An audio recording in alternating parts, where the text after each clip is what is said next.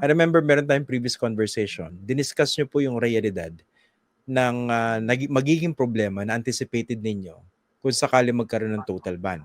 Isa po sa mga binanggit nyo, paano ba i-account yung lahat ng mga warm bodies for every POGO operator na makikita ninyo? Kasi, syempre, itatago yung mga yan, di ba? Pero kung kilala nyo lahat yan, mas madali. Pero sabi nyo nga ng panahon na yon, hindi porke nag-issue ka ng ban, maa-aresto lahat yan, di ba? Sabay-sabay, in one fell swoop. Ngayon po, ano po yung realidad? Nagkatotoo po ba lahat ito? So, o nagkaroon po ba kayo ng parang some sort of database para meron kayong mas legitimate monitoring kung ilan ba talaga mga tao yung hinahanap ninyo? Kaya nga po, nitong mga nakaraang mga buwan, ang ginawa po namin dito sa PAOK, we've compared 3 databases, so to speak. One, the alien employment permits coming from the Department of Labor and Employment. Basically, yung data nila from 2019 to May 2024. Ito yung kasagsagan ng POGO at saka IGL. No? So, tininan namin yung lahat ng mga foreign nationals na nabigyan ng AEPs, Alien Employment Permits, in relation to POGO sa IGL. Then, kinuha rin namin yung database noong PAGCOR in relation to the yung PAGCOR in relation to the ano naman yung kanilang overseas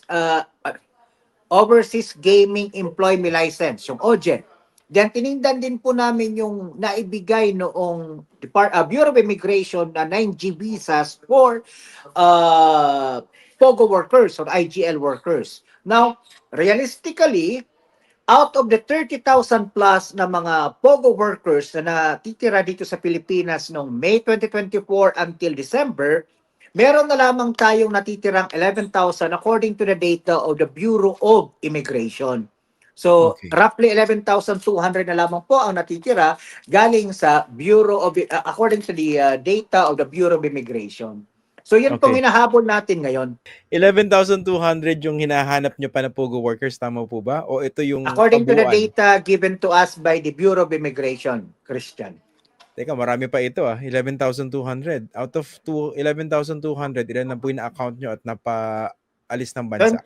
Mahigit 20,000 na po ang na-account natin. Both yung mga nahuli at saka yung mga voluntarily na umalis ng Pilipinas up until December 31 of the previous year. So naiwan talaga itong 11,200. Yes. More or less, saan po yung parang give us an idea kung saan ba itong mga ito sa bansa? We're calling on, kami how would I say it? Kami ay sumusuporta sa panawagan ni SILG John B. Cremulya dito sa ating mga mayors, local chief executives. Because according to the data that we're getting, target packets, information we're getting from the Philippine National Police and the military, a good number of them are still here in Metro Manila. A good number of them also are in Cebu. And a good number of them are even in areas as far as Mindanao, Christian. Isa ko pong concern dito, Director, no? Meron po bang nangyayari na or posibilidad na baka mag-diversify ng operations itong mga remnants ng POGO? Lalo mag-i-election. Baka magamit sa ibang other nefarious activities yung kanilang skill set. To be honest, Christian, personally, I have not yet looked into that possibility. But it is always a possibility out there, Christian, no? Kasi gaya nga ng sinabi namin, one of their skill set is basically trolling. Yeah. No? So they could offer that trolling services to just about anybody out there whose interest is more on winning rather than public service. Di ba? So, it's always a possibility out there. Pero kami naman, sinusundan na, as the Executive Secretary always reminds us, just follow where the evidence go. Kung may mga politikong lokal na gumagamit ng kanilang mga serbisyo at mahagip natin, sasampahan po naman natin ang kaso. Pero until and unless marating natin ang puntong yan, conjecture muna. Pero ang makakasiguro tayo dito, Christian, is itong ibang mga na mamumuhunan sa Pogo, baka sumugal din sila na magpatakbo ng mga lokal na mga kandidato siguro. Pwede po Mm. yan, di ho ba? Mm. Kasi we're talking of hundreds of millions and probably billions of pesos, no? Kanina nga pinag-uusapan namin ng ibang mga direktor, baka yung ibang mga Chinese kaya nila ginagawa yan kasi they're simply biding their time. They're waiting for the political wind to shift. No, kasi remember the lifetime of a presidential administration is only 6 years, no? So Totoo yan. but pero Christian ha, as far as the current administration is concerned, we will leave no stone unturned in the fight against illegal pogo and online scamming.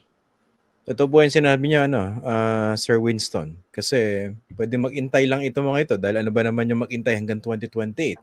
O kung mapatalsik si Pangulong Marcos before 2028 na mga nagdi-destabilize sa kanya, edi happy-happy ulit itong mga pogo. 'Di ba? Tulad ng panahon ni Duterte. Siguro kung maging Duterte naman yung panibagong Duterte maging presidente, happy-happy na naman yung mga pogo. So hindi malayo yung ganung posibilidad na binabanggit ninyo. Ang isa ko pong tanong dito, sir, yung sabi niyo nasa 20,000 na yung mga na-round up niyo ng mga pogo workers. Pero in terms of money, yung amount that was recovered, magkano na po ba para magkaroon ng idea yung mga viewers natin?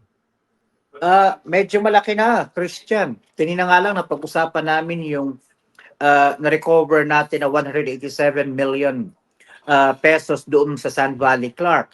So ang rough figure na pinaglalaroan namin in terms of actual hard currency, assets, fungible assets, no? Ito yung mga nasisira, mga kotse, mga computers, and so on and so forth. Pati yung mga properties, we could be anywhere between 25 to 30 billion pesos already, no? Wow. Including the fungible assets and real estate properties. Recovered At and seized. napapakinabangan naman natin, Christian, ha? Kasi ganito, marami tayong nakuhang mga computers. Di ho ba? May mga nakuha tayong mga computers. Ngayon, wala nang mga third-party claimants, so to speak. Wala nagki-claim na doon sa mga computers. So, we're doing our very best within the legal framework para maipagamit po ito sa iba-ibang mga ahensya natin. So, we're looking at giving this to the DepEd para magamit po ng DepEd sa kanilang computerization program. Talaga.